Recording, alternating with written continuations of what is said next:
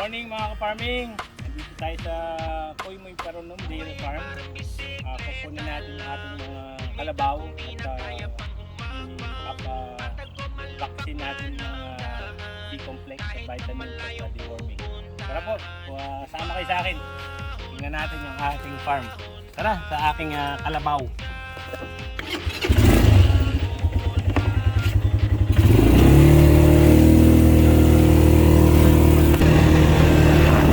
Ayan si Uncle.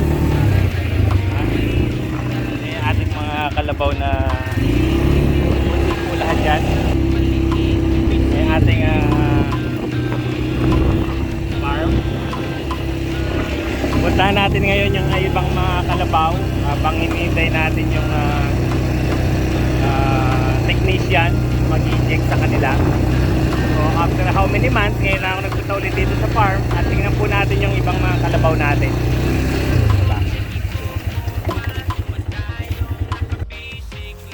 Hi, dito po sa farm, ito yung pinakasiga ni PCC. 2 years old pa lang siya. Ito yung bull loan natin sa gobyerno. And asawa niya lang. Chick boy. Chick boy. Isa akong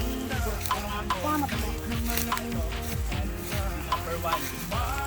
So, ito tatlong anak na siya. Yun, medyo hindi pa marunong. Hindi pa natuturuan. Ito, si number 10, si number 19. Ito.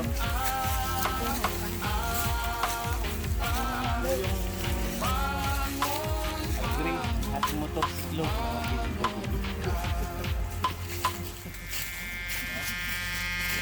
Kapag ikaw ay natuwa, pagpaginba mo ulit, di ka dapat mahiyang matalsikan. Ito yung mga kalabaw natin na 2 years ago. Mo ang sakit, pagsikat sa Hindi tayo bumili ng kanan naman ulit. Nakakalula ang ating yata kakayanin to you. Nakikita ko sa mga kaklase ko kasi yung mga BMW, sa mga barkada ko, yung mga BMW. Ako, na-spend decision ko sa buhay.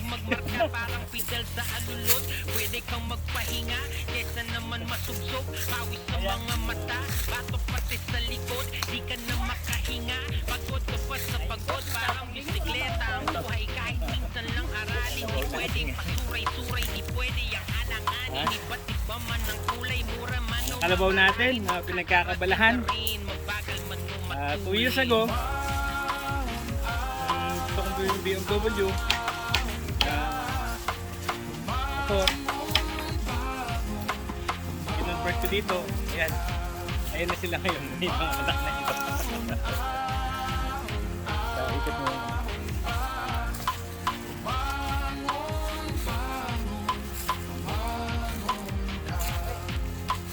Buhay ay parang bisikleta lang, pumidal kung di na kaya pang umakbang, kapag umalupat man ang dawa.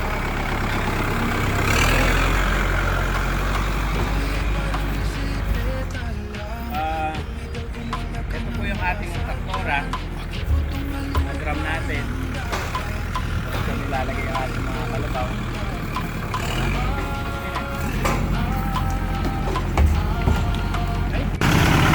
Ito si brother, yan. Kuha tayo ng tubig. Kaya yung asin. Si Uncle. Uncle, asin mo. Ayan. Tara. Ay. Okay. Let's go. Ha? Morning, Sir Apple. Ito po yung inyong regalo sa amin. Regalo ng inyong ahensya na Philippine Cargo Institute.